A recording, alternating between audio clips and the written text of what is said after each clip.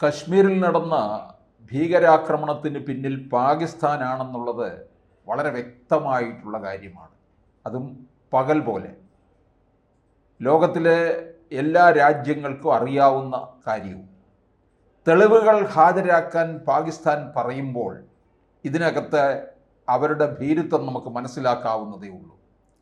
മുൻകാലങ്ങളിലും ചെറിയ ചെറിയ ഇടവേളകളോടുകൂടി പാകിസ്ഥാൻ ഇത് ആവർത്തിച്ചു വരികയാണ് ചെയ്യുന്നത്. ഇക്കുറി നടന്ന ഈ വേട്ടയാടലിൽ എടുത്തു പറയേണ്ട കാര്യം മതം നോക്കി, ഐഡൻറ്റിറ്റി നോക്കിയുള്ള ഒരു വേട്ടയാടലായിരുന്നു ഇവിടെ നടത്തിയത്. ഇതിൻ്റെ പ്രധാന കാരണം കശ്മീരിൻ്റെ വളർച്ച പൂർണ്ണമായിട്ടും ഇന്ത്യയുടെ ഭാഗമായി തന്നെ നിൽക്കുകയും അവിടുത്തെ ജനങ്ങളുടെ ജീവിത രീതി മാറുകയും ജനങ്ങൾ പോലും മോദിജിയുടെ എല്ലാ നീക്കത്തിനും അനുകൂലമായി നിൽക്കുകയും ചെയ്യുമ്പോൾ അതിനെ തകർക്കുക എന്നുള്ളതാണ് ഈ തീവ്രവാദികളുടെ ലക്ഷ്യം, അല്ലെങ്കിൽ പാകിസ്ഥാൻ്റെ ലക്ഷ്യം. പാകിസ്ഥാൻ എല്ലാ തരത്തിലും തകർന്നു നിൽക്കുന്ന ഒരു രാജ്യമാണ്. രാഷ്ട്രീയമായിട്ടും സാമ്പത്തികമായിട്ടും സൈനികമായിട്ടും. ആ ഒരവസരത്തിലാണ് ഇവിടെ ഇത്തരത്തിലൊരു ഭീകരാക്രമണം അവരെ ആസൂത്രിതമായി തന്നെ നടത്തിയിരിക്കുന്നത്. G20 ഉച്ചകോടിയുടെ സമ്മേളനം വരെ അവിടെ നടത്തി ലോകത്തുള്ള പ്രഗത്ഭ നേതാക്കന്മാരെ വരെ അവിടെ എത്തിച്ച ഇന്ത്യ അവിടെ കാശ്മീർ വളരെ സ്വതന്ത്രമാണ്, ആർക്കും സ്വതന്ത്രമായി സഞ്ചരിക്കാം എന്നുകൂടിയാണ് തെളിയിച്ചത്. ഈ അവസരത്തിൽ ലോകത്തിൻ്റെ വിവിധ ഭാഗങ്ങളിൽ നിന്ന്, ഇന്ത്യയുടെ വിവിധ ഭാഗങ്ങളിൽ നിന്ന് ടൂറിസ്റ്റുകൾ അങ്ങോട്ടേക്ക് ഒഴുകാൻ തുടങ്ങി. ഒരു വർഷം ഏതാണ്ട് 2.5 കോടിയോളം പേരാണ് അവിടെ എത്തിച്ചേർന്നത്. ഇത് ആ പ്രദേശത്തിൻ്റെ, ആ സംസ്ഥാനത്തിൻ്റെ ഒരു സാമ്പത്തിക നേട്ടവും അവരുടെ ജീവിത നിലവാരം, അവരുടെ ജീവിതത്തിൻ്റെ സ്റ്റൈല് തന്നെ മാറ്റിമറിക്കുകയാണ് ചെയ്തത്. അതാണ് ഈ പാകിസ്ഥാനെ സംബന്ധിച്ചിടത്തോളം വലിയ അസഹിഷ്ണുത ഉണ്ടാക്കിയ കാര്യം. അസംതൃപ്തരായിട്ടുള്ള അവർ, പ്രത്യേകിച്ച് നരേന്ദ്രമോദി ഇസ്ലാമിക രാഷ്ട്രങ്ങളുമായിട്ടുള്ള ഒരു കൂട്ടുകെട്ട്, സൗഹൃദം, അതുകൂടാതെ ഇന്ത്യ-US ബന്ധം, ഇതെല്ലാം ഇവരെ കൂടുതൽ അസ്വസ്ഥതപ്പെടുത്തുന്നുണ്ട്. അതുകൊണ്ട് തന്നെയാണ് നരേന്ദ്രമോദി 10 വർഷത്തിനിടയിൽ 3-ാം വട്ടം സൗദി സന്ദർശനം നടത്തുന്ന വേളയിൽ കശ്മീരിൽ ഇത്തരത്തിലുള്ള ഒരു ഭീകരാക്രമണത്തിലേക്ക് കടന്നത്. അത് ലോകത്തിൻ്റെ തന്നെ ശ്രദ്ധ പിടിച്ചു പറ്റുന്നതിന് വേണ്ടിയാണ് ഈ അവസരത്തിൽ അത് ഉപയോഗിച്ചത്. അതുപോലെ തന്നെ മാർപ്പാപ്പയുടെ മരണം നടന്നു കഴിഞ്ഞ് അടുത്ത ദിവസവുമാണ് ഈ ഇത്തരത്തിലുള്ള ഒരു ഭീകരാക്രമണത്തിലേക്ക് പോയത്. ഒരു കാര്യം നമ്മൾ മനസ്സിലാക്കേണ്ടത്, പാകിസ്ഥാൻ എല്ലാ അർത്ഥത്തിലും തകർന്നുകൊണ്ടിരിക്കുന്ന ഒരു രാജ്യമാണ്. ഈ ഇസ്ലാമിക രാഷ്ട്രത്തിന് കൂട്ടുനിൽക്കാനായിട്ട് മറ്റ് ഇസ്ലാമിക രാഷ്ട്രങ്ങളെ കിട്ടില്ല. ഇറാൻ്റെ മതമേലധ്യക്ഷൻ നടത്തിയ സമ്മേളനം, അതിനകത്ത് നടത്തിയ പ്രഖ്യാപനവും ഇപ്പോഴും പലരുടെയും ഓർമ്മയിലുണ്ടാകും. അതായത് ഈ ജൂതന്മാരെ ഈ ലോകത്ത് നിന്ന് തുടച്ചു മാറ്റുന്നതിന് വേണ്ടി ഇസ്ലാമിക രാഷ്ട്രങ്ങൾ ഒന്നിക്കണം എന്നുള്ളത്. ഇത് ഒരുവിധപ്പെട്ട ഇസ്ലാമിക രാഷ്ട്രങ്ങളൊന്നും തന്നെ ചെവിക്കൊണ്ടില്ല.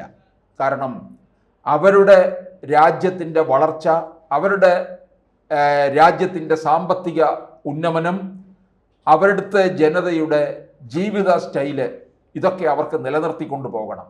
അല്ലാതെ തീവ്രവാദം കളിച്ച് രാജ്യത്തെ നശിപ്പിക്കാനുള്ളതല്ല എന്ന് ഇസ്ലാമിക രാഷ്ട്രങ്ങൾ തിരിച്ചറിയുമ്പോൾ പാകിസ്ഥാൻ പോലുള്ള ഒരു രാജ്യം ഒറ്റപ്പെടുന്ന ഒരു സാഹചര്യമാണ് നമ്മൾ കണ്ടുകൊണ്ടിരിക്കുന്നത്.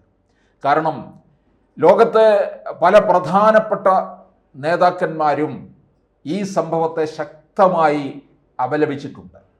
അതുകൊണ്ട് തന്നെ പാകിസ്ഥാന് ഒരു വിധത്തിലുള്ള പിന്തുണയും ഇല്ല എന്നുള്ളതും വ്യക്തമായിരിക്കുകയാണ്. ഇതവർക്ക് കനത്ത തിരിച്ചടി ഉണ്ടാക്കുകയും ചെയ്യും. ഈ കൂനിന്മേൽ കുരു എന്ന പോലെ സാമ്പത്തികമായി തകർന്നിരിക്കുന്ന അവർക്ക് പലതരത്തിലുള്ള ഉപരോധവും ഏർപ്പെടുത്തുമ്പോൾ ആ രാജ്യം കീഴ്മേൽ മറിയുകയായിരിക്കും ചെയ്യാൻ പോകുന്നത്. അവിടെ ഭരണം നടത്തുന്നത് സൈന്യമാണെന്നുള്ളത് ഏവർക്കും അറിയാവുന്ന കാര്യമാണ്. സൈന്യത്തിനിടയിലും തീവ്രവാദ പ്രവർത്തനങ്ങളുണ്ട്. അവർ തന്നെ വേണ്ട തരത്തിലുള്ള പ്രോത്സാഹനം കൊടുക്കുകയാണ്. ഒരു രാജ്യത്തിൻ്റെ സാമ്പത്തിക സ്രോതസ് മുഴുവൻ തീവ്രവാദത്തിന് വിനിയോഗിക്കുന്നു എന്ന് പറഞ്ഞാൽ ആ രാജ്യം കുട്ടിച്ചോറാകാൻ പോകുന്നു എന്നാണ് അർത്ഥം. പാകിസ്ഥാൻ അങ്ങനെ ഏറെ ചെലവഴിച്ച് നിൽക്കുകയാണ്. അതായത് തീവ്രവാദികളുടെ ഒരു ഹബ്ബായി തീർന്നിരിക്കുന്ന ഇടമാണ് പാകിസ്ഥാൻ. അവർ ചെലവഴിക്കുന്ന തുക മറ്റ് രാജ്യങ്ങളൊക്കെ ആ രാജ്യത്തിൻ്റെ ഉന്നമനത്തിനും വിദ്യാഭ്യാസത്തിനും ആരോഗ്യത്തിനും ഭക്ഷണത്തിനും അങ്ങനെ സുഖകരമായ ജീവിത രീതിക്ക് വേണ്ടി ചെലവഴിക്കുമ്പോൾ പാകിസ്ഥാൻ എന്ന് പറയുന്ന രാജ്യം ചെയ്യുന്നത് ഈ തീവ്രവാദത്തിന് വേണ്ടി പണം ചെലവഴിച്ചുകൊണ്ടിരിക്കുകയാണ്. അതുകൊണ്ടെന്താ, രാജ്യം താഴോട്ട് പോകുന്നു, ജീവിതം അവിടെ സുഖകരമല്ല എന്നാണ് തെളിയുന്നത്. ഇവിടെ ഇപ്പോൾ ഈ കശ്മീരിൽ നടത്തിയിരിക്കുന്ന ഭീകരാക്രമണത്തിൻ്റെ പേരിൽ ഇന്ത്യ അതിശക്തമായ നടപടി എടുത്തുകൊണ്ട് തന്നെ പാകിസ്ഥാനെ നേരിടുകയാണ് ചെയ്യുന്നത്. പാക് പൗരന്മാരെല്ലാം തന്നെ 24 മണിക്കൂറിനകം രാജ്യം വിട്ടുകൊള്ളണമെന്നാണ് ആവശ്യപ്പെടുന്നത്. രാജ്യത്ത് പല ആവശ്യങ്ങൾക്കായി എത്തിയിട്ടുള്ളവരുണ്ട്. പഠനാവശ്യങ്ങൾക്കായാലും ആരോഗ്യ സംബന്ധമായ കാര്യങ്ങൾക്കും ബിസിനസ് സംബന്ധമായും എത്തിയിട്ടുള്ളവരുണ്ട്. ഇതൊക്കെ അവർക്ക് വീണ്ടും തിരിച്ചടി ഉണ്ടാക്കുന്ന കാര്യങ്ങളാണ്. അപ്പോൾ പാകിസ്ഥാൻ്റെ ലക്ഷ്യമെന്ന് പറയുന്നത്, അവർ ഇപ്പോൾ മതം നോക്കിയാണ് കൊലപാതകം നടത്തിയത്. അവർ ടൂറിസ്റ്റ് കേന്ദ്രത്തിലാണ് ഈ ഭീകരവാദ ആക്രമണം നടത്തിയത്. മുൻപ് പലയിടങ്ങളിലും നടത്തിയിട്ടുള്ള ഭീകരാക്രമണം എന്ന് പറയുന്നത് സൈന്യത്തിൻ്റെ നേരെയായിരുന്നു. ഇക്കുറി നടത്തിയത് ഇതുവരെ നടത്തിയതിൽ നിന്നൊക്കെ തന്നെ വിഭിന്നമാണ്.